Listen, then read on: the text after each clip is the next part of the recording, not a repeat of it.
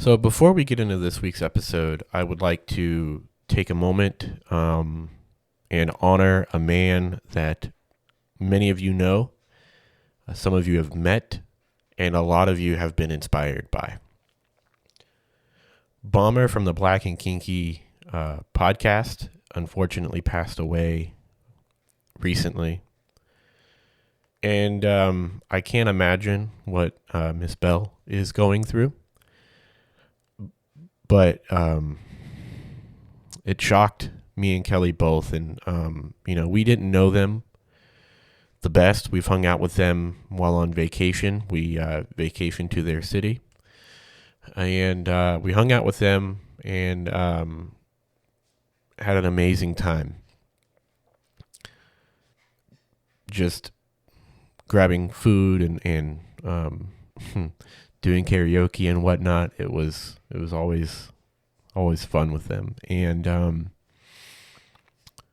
Bomber is the type of person that if you don't walk away learning something from the conversation that you've had with him, you weren't paying attention. I went to him with a podcast idea that involved many other content creators.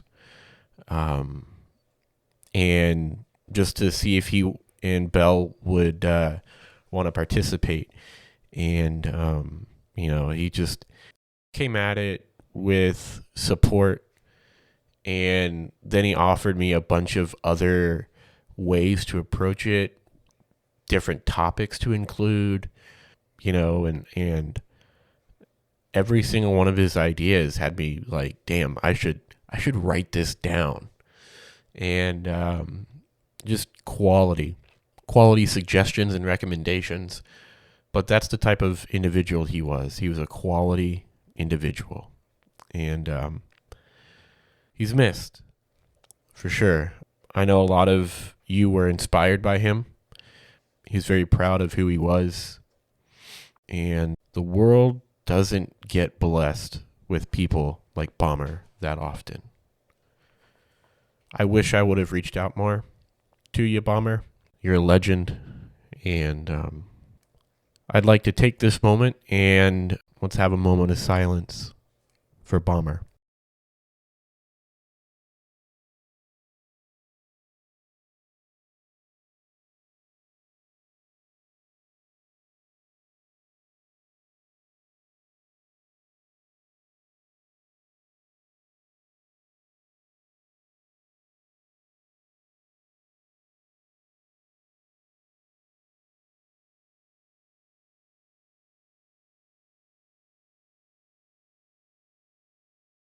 Welcome to the Naked Relationship Podcast. I'm your host, Adam, and I'm joined here today with a lovely guest.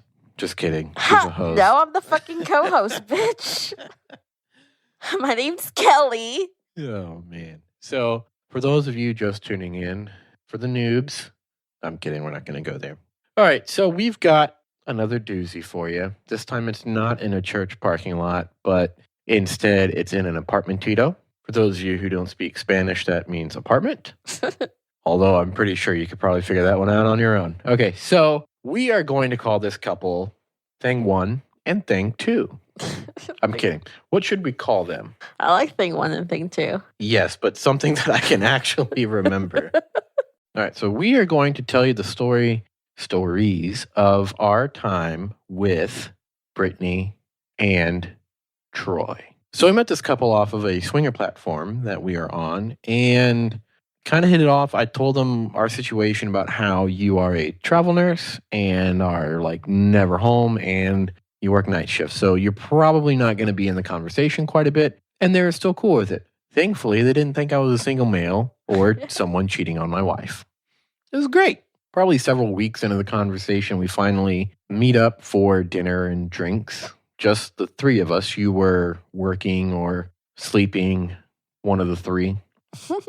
And I met them over the mountain. That's where they live. And conversation went great. Him and I kind of hit it off really well. He doesn't talk much in not only the group chats, but also like when we would like video chat because they had like a different setup. They were using their own gaming computers. even though they were right behind each other, he didn't really talk much just because I guess he was citing something about mic interference or something. So on occasion he would chime in, but it was mostly just her and I talking. And awesome people. Once we got in person, it was even better because he was more engaging, as was she. And they both thought I was funny, but him and I just kind of hit it off in a, like, he was a smartass, as am I. And, it was just great. Eventually we go back to their apartment and we're just kind of conversing for a little bit. And then, like, I could kind of tell she was getting nervous because she was kind of becoming a little bit short with her husband in terms of not snapping his head off, but like getting there. And so eventually, I just kind of go up to her and was like, hey, can I, like hug you or whatever? Like just trying to calm her down a little bit. And then I think we ended up making out. And then like her husband, Troy, comes over, kind of joins in on the fun from behind. And then somehow we switch and I get down on my knees and somehow I started eating her booty from behind while she was standing. And I have to admit, wow. It was mighty nice. So cute. And this went on for probably a good 10, 15 minutes. And then we transitioned to the couch and she's on her back. I'm on my knees going down on her and he is up by her face, I guess, getting a blowjob or something. And, this is going on for probably half an hour. And like, I'm all for pleasing the woman, making her the center of attention. But I guess I just hadn't really had that expectation that was going to like dominate the time, if that makes sense. Uh-huh. And so I was kind of like, okay, are we going to switch things up? Like, do I get to do things to him too? Like, And so eventually I ended up sucking his penis. And I would say this person would probably identify as bi-curious or situational because he was open to the idea of me blowing him, hence why I did. But he couldn't really get hard at the time.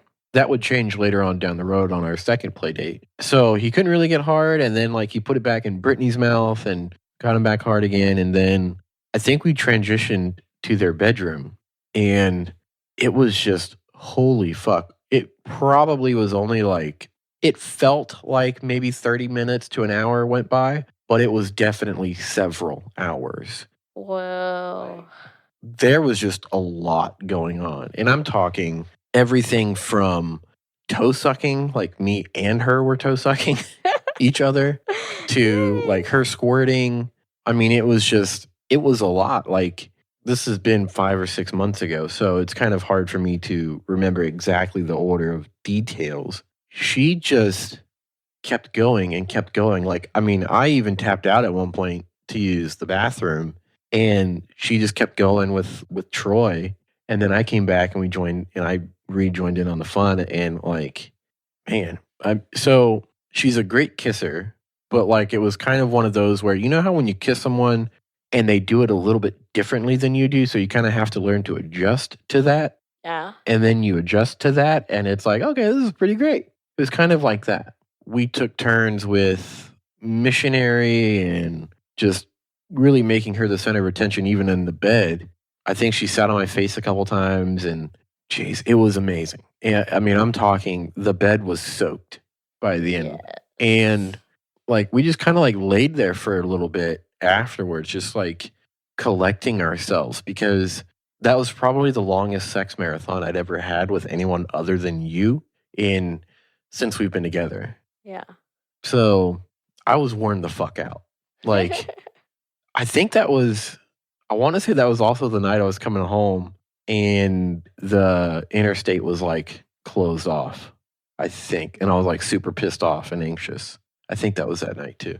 But anyway, so that happened and they still hadn't met you yet, but we were getting ready to fly out to the draft. And their city is the one that we flew out of to go to the draft, which was in Vegas. Right before we got to the airport, we had dinner with them, and you got to meet them. And we're all just sitting there at your favorite restaurant across from each other. And I looked at you. And I was like, so they and I have had sex. You already knew this. Yeah. But Brittany's face was like, are you fucking kidding me? You're just now telling her? Like, was she even okay with this? Did you cheat on your wife with us? Like, that was her face. Yes. All in one. Am I wrong? You are not wrong. You are 100% correct. And I'm pretty sure. She looked like she was going to have a heart attack. Yeah, but I'm pretty sure Troy knew that I was fucking around. But what did you think about them? Oh, I liked them. I thought they were really nice, very sweet, very attractive. Yeah, I had nothing but positive reviews.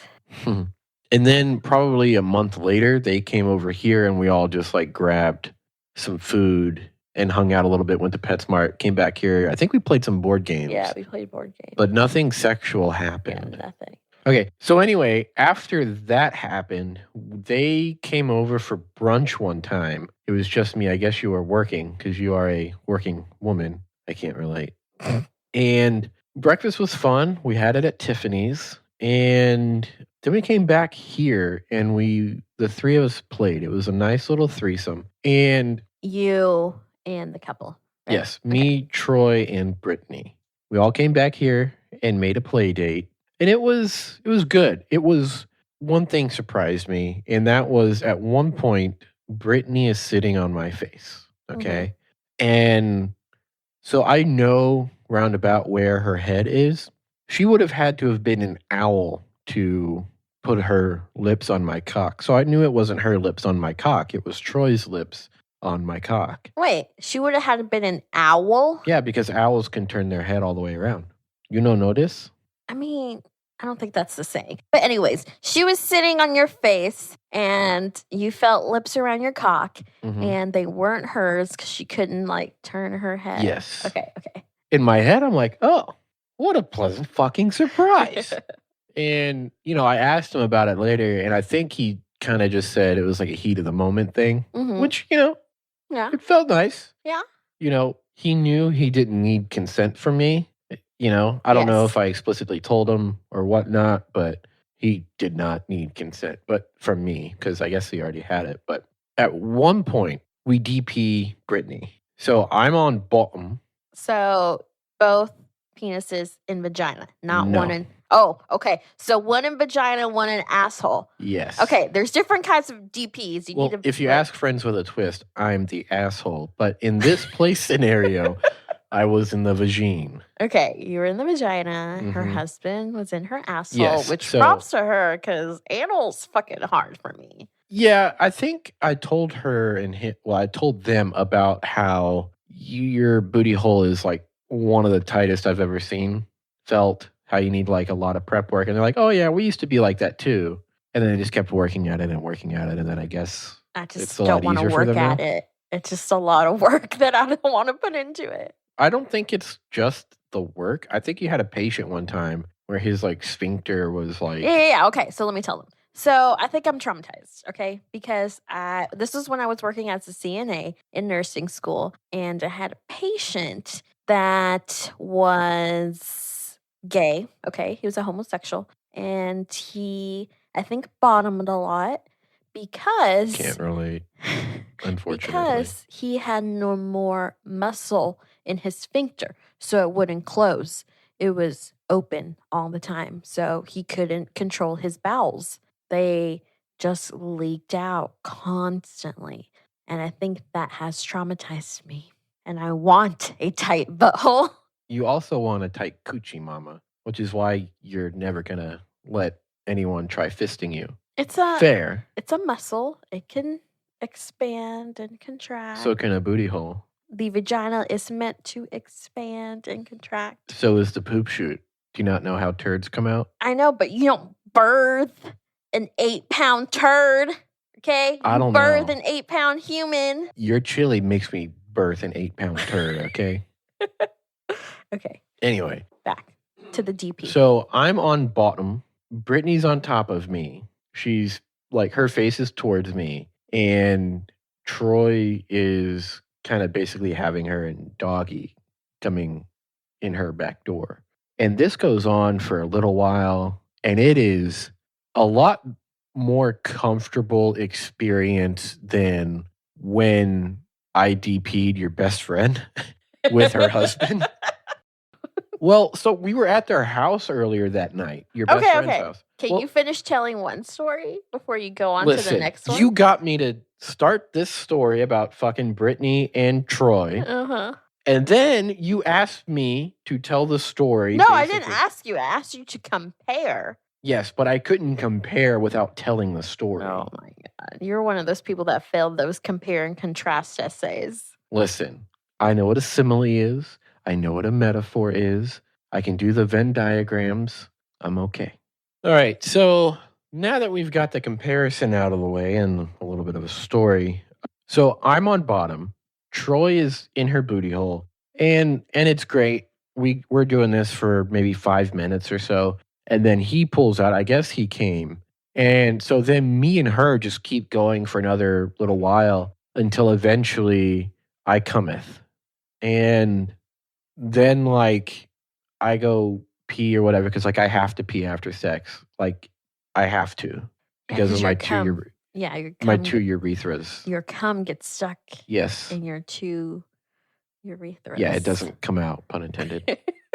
So then I come back and I'm just watching them fuck. I don't even think I got back into it, and I think like it wasn't their goal, but it kind of felt transactional in a way. I don't know if I've told you this. Their sex? Yeah. With each other?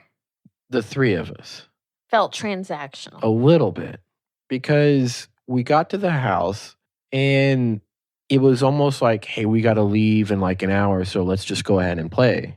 Like that wasn't exactly how the conversation went, but that's... I mean, I understand kind of how... Yeah. But I see their point of view because they have kids with a sitter. Like they have limited time to do fun things. I get it. Yeah. But like, I think for me, that kind of took me out of like the specific mental headspace. Yeah. It was kind of muy difficile a little bit to kind of not want to, but be I know, able you to want a have more sex. chill, relaxed environment. Mm-hmm. Or like maybe we can fuck around and then find out. Exactly.